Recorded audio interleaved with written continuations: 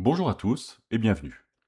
Ici c'est Sébastien, fondateur de la chaîne Sebser Invest, et aujourd'hui nous allons déconstruire une croyance extrêmement répandue en finance, l'idée que tant qu'un investissement nous fait gagner de l'argent, c'est qu'il est bon. Sur le papier, ce postulat pragmatique est très séduisant. Mais attention au piège que dénonçait déjà le philosophe George Simmel, faire de l'argent notre seule finalité peut réduire notre vision du monde à un cynisme purement calculateur. Il est temps de changer de paradigme et de comprendre que l'investissement, ce n'est pas qu'un résultat sur un compte en banque, c'est avant tout un processus. Imaginez prendre une décision totalement irrationnelle sur un coup de tête, mais qui, par pur hasard, s'avère gagnante. En théorie, de la décision, c'est ce qu'on appelle un biais de résultat. La matrice d'Annie Duke nous explique que la chance, n'est pas une stratégie. Valider un mauvais processus juste parce qu'il a été rentable une fois va renforcer un excès de confiance. Si vous répétez cela, vous irez inéluctablement vers la ruine.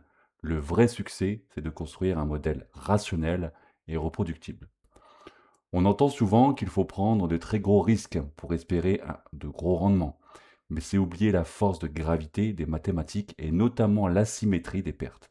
Si votre portefeuille baisse de 50%, il ne vous faudra pas 50% de hausse pour revenir à l'équilibre, mais bien un effort de 100%.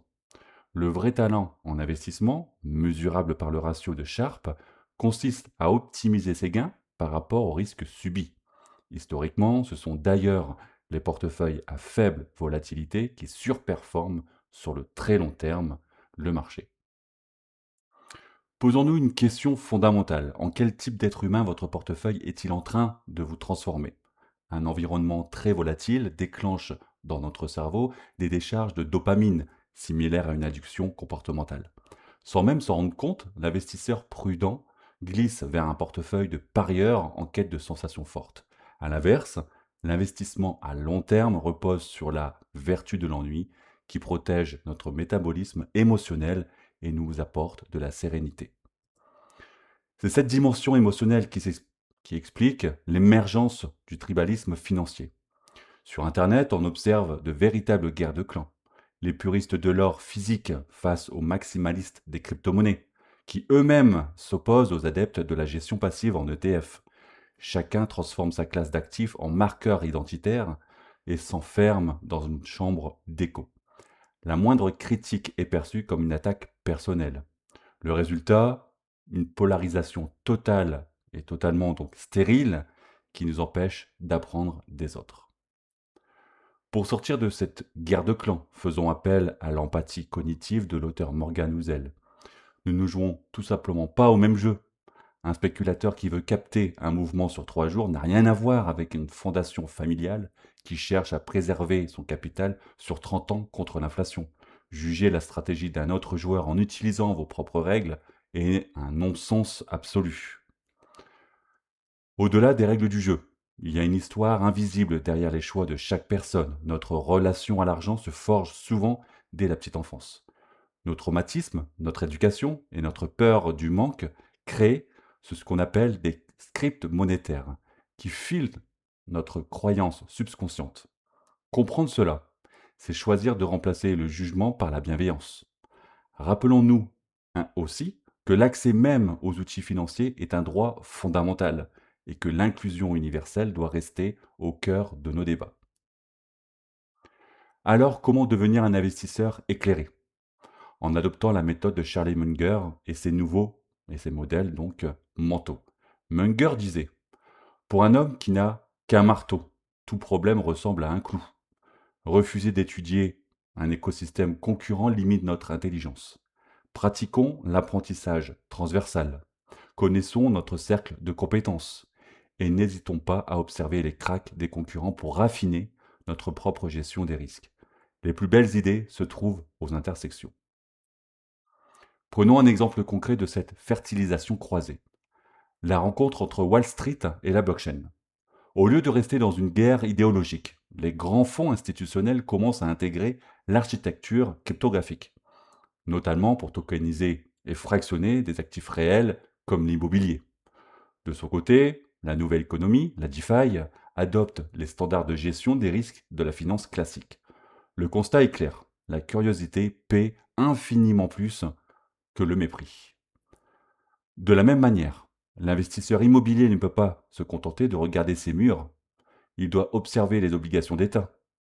Le rendement des bons du Trésor agit comme une force de gravité mondiale qui dicte le coût du crédit. Si les taux augmentent mécaniquement, la valorisation de la brique s'ajuste à la baisse. Ignorer ce qui se passe sur les autres marchés, c'est tout simplement naviguer sans baromètre. Avoir un radar à 360 degrés est indispensable. Ce radar nous permet aussi de dépasser les étiquettes que les médias aiment bien nous coller, comme cette fausse guerre entre l'investissement value, donc la valeur des côtés, et l'investissement growth, la croissance technologique. En réalité, ce sont les deux faces d'une même médaille en tout cas. Warren Buffett l'a très bien résumé. La croissance est simplement une composante du calcul de la valeur.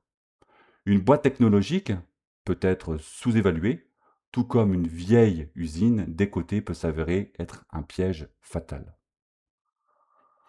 Attention cependant, adopter une tolérance philosophique ne veut pas dire faire preuve de complaisance légale. Il y a une ligne rouge, l'inacceptable. Les promesses de rendement mirobolants garanties, sans aucun risque, ne sont pas des innovations. Ce sont des crimes, comme les systèmes de Ponzi. Mais face à la fraude, notre rôle n'est pas de juger ou de stigmatiser les victimes. La manipulation psychologique est redoutable et trompe même les professionnels. Notre but est donc de protéger et d'éduquer avec un esprit critique. Pour survivre émotionnellement dans ce monde, je vous invite à découvrir le stoïcisme financier.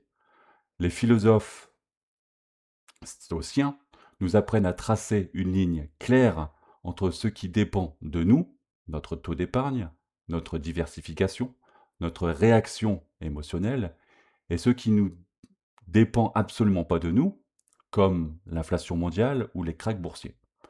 S'épuiser face à l'incontrôlable est une fuite d'énergie.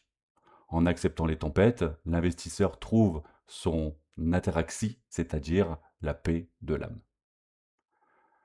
Finalement, l'argent est un maître terrible, mais un excellent serviteur. Ce n'est que nous rappeler que l'argent est un outil, un indifférent préférable, mais certainement pas la jauge de notre dignité humaine. Le piège, c'est cette course sans fin à l'accumulation pour surpasser les autres. La vraie victoire financière, c'est d'être capable de définir c'est quoi assez. C'est le moment précis où votre portefeuille a acheté suffisamment de temps et de liberté pour vous concentrer sur l'essentiel. Pour conclure, évaluer nos choix financiers au-delà du gain immédiat est le seul moyen de créer une richesse mathématiquement et psychologiquement durable. Le monde financier ne doit pas être un champ de bataille idéologique, mais un magnifique laboratoire d'apprentissage. Engageons-nous ensemble. Remplaçons le jugement par l'empathie. Soyons curieux de ce que font les autres et utilisons la finance pour ce qu'elle est vraiment, un moyen de se réapproprier notre temps. Merci beaucoup de m'avoir suivi. N'hésitez pas à donner votre avis et commentaires en dessous de la vidéo. Un pouce si celle-ci vous a apporté de la valeur. Et on se retrouve à très vite. Prenez soin de vous et de vos finances.